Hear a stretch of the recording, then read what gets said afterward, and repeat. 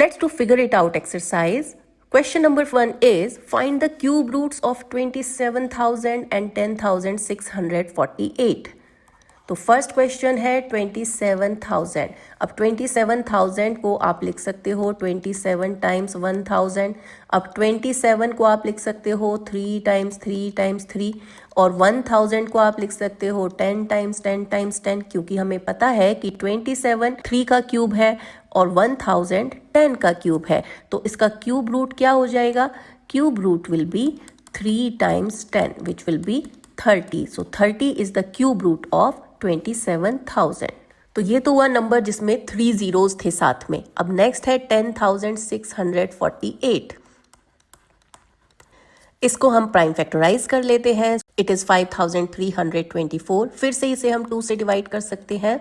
It comes 2,662. Again it can be done by 2, so it is 1,331.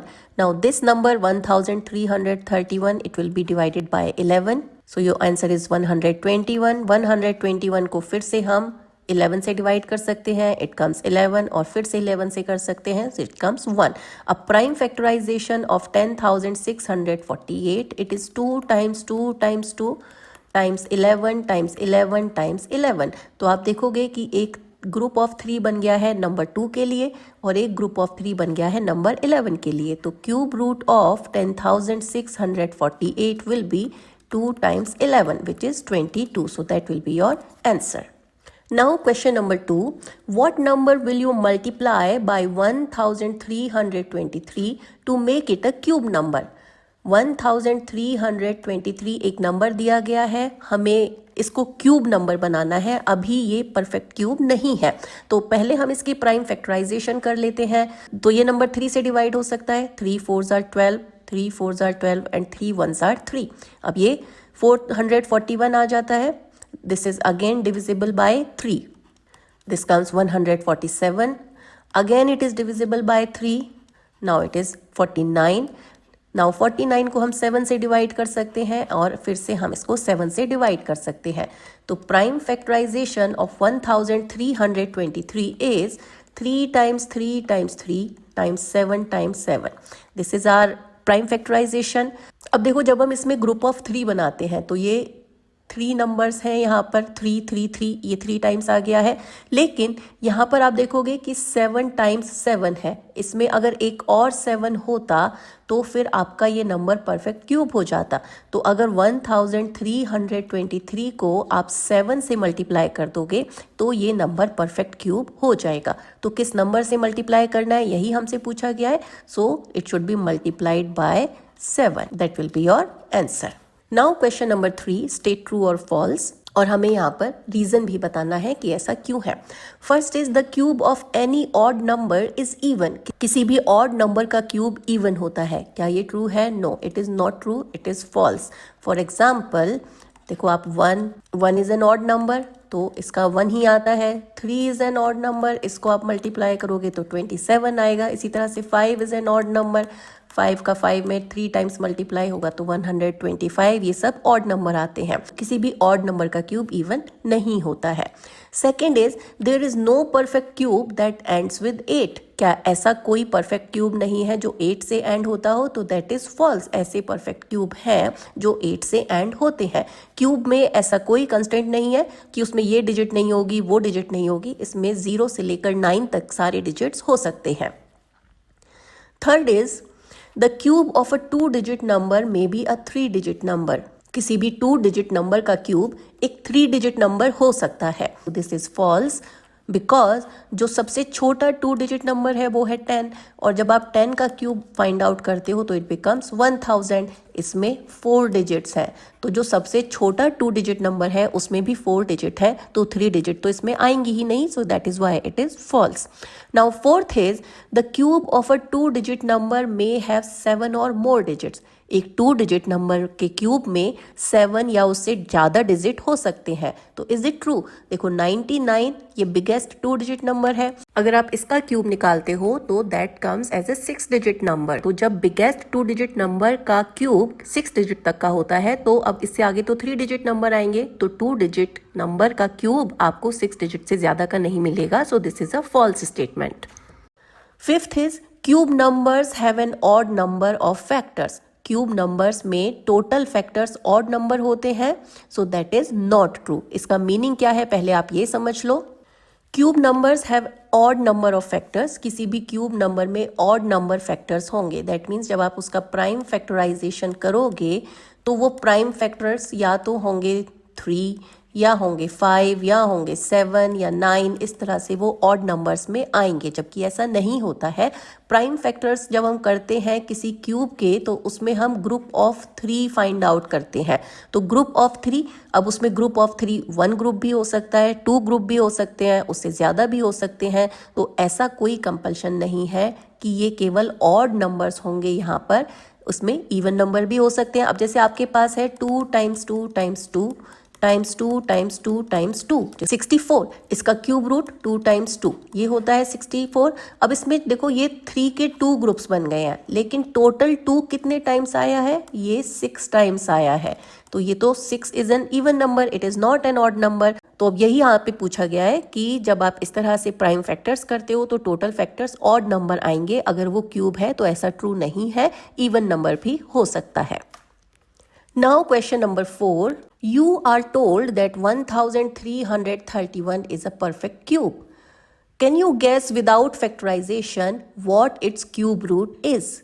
1331 एक perfect cube है। हमें without any mathematical solution, without any factorization guess करना है कि ये किस नंबर का क्यूब रूट है। अब देखो 1331 ये 1000 से ग्रेटर है, और जो 20 का क्यूब है 8000 उससे स्मॉलर है, इनके बीच में कहीं है, और लास्ट का डिजिट है 1। तो 1 लास्ट में कब आता है, जब वो एक ऐसे नंबर का क्यूब हो जिसकी लास्ट में 1 आता हो। अब देखो 1000 ये 10 का क्यूब है, 8000 ये 20 का क्यूब है। अब 10 और 20 के बीच में वो नंबर कौन सा है जो 1 से एंड होगा, दैट इज 11। तो इसीलिए 11, क्योंकि लास्ट डिजिट है 1 और जो क्यूब हमने फाइंड आउट किया है उसकी लास्ट डिजिट है 1, तो इसीलिए 11 ही इसका आंसर होगा। बाकी नंबर्स इसमें नहीं जस्टिफाई होंगे।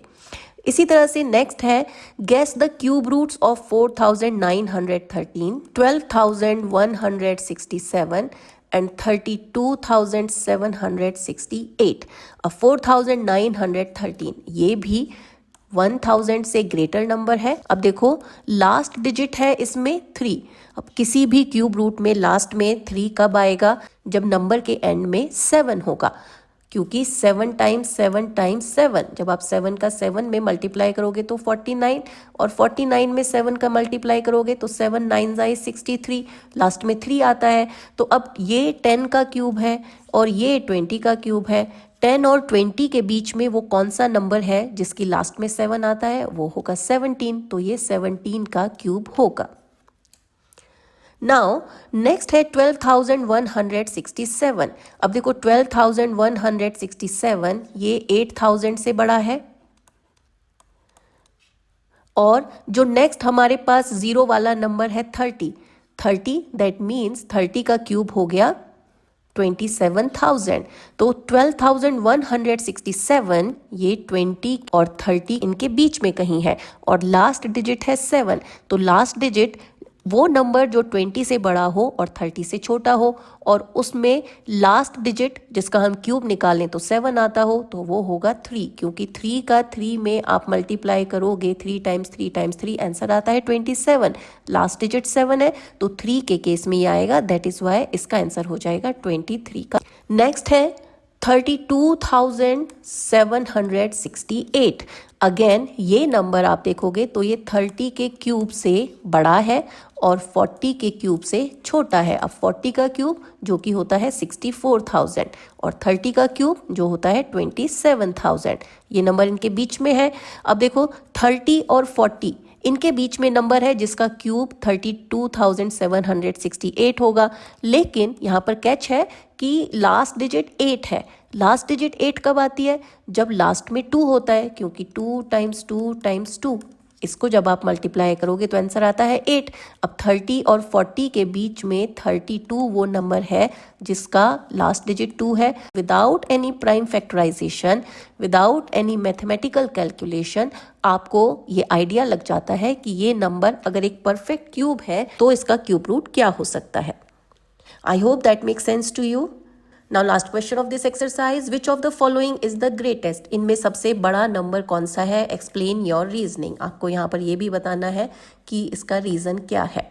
फर्स्ट है 67 क्यूब माइनस 66 क्यूब, सेकंड है 43 cube minus 42 cube, then it is 67 square minus 66 square and 43 square minus 42 square. तो आप देखो जो नंबर है वो है 67, 66, 43 एंड 42। ये 4 नंबर्स है। स्मॉलेस्ट नंबर है उसका स्क्वायर वो स्मॉलेस्ट होगा और जो बिगेस्ट नंबर है उसका स्क्वायर बिगेस्ट होगा। इसी तरह से स्मॉलेस्ट नंबर का क्यूब वो भी स्मॉलेस्ट होगा और बिगेस्ट नंबर का क्यूब भी बिगेस्ट होगा। तो यहाँ पर आप देख रहे हो कि जो 2 स्मॉलेस्ट नंबर है 43 एंड 42, इनका स्क्वायर का जो डिफरेंस होगा वो स्मॉलेस्ट नंबर आएगा, क्योंकि एक तो नंबर दोनों स्मॉल हो गए और फिर उनके स्क्वायर का डिफरेंस फाइंड आउट किया गया है।